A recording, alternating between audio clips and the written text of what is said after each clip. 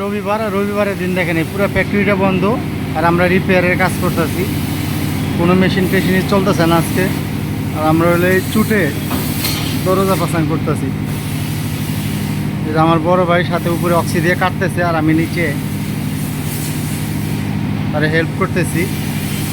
সকালবেলা ওই যে ওই পাশে ওয়েল্ডিংয়ের কাজ করে আসছি, ওয়েল্ডিং করে আসছি ওই পাশে। আর একটা পাম অয়েল ফ্যাক্টরিতে দেখেন কত ধরনের মেশিন যে থাকে হিসাব নাই, সব মেশিনারিজ। এগুলো মানে এমন দিন নাই যে রিপেয়ারের কাজ না হয়, এক এক দিন এক এক জায়গায় সব মেশিনারিজ। একটা পাম অয়েল ফ্যাক্টরিতে এত মেশিনারিজ থাকে যা বাংলাদেশে মানে শুধু মেশিনারিজের টাকা দিয়ে বাংলাদেশে কয়েকটা গার্মেন্টস করা যাইব, মানে সব মেশিনারিজ। কত হিবিজিবি দেখেন।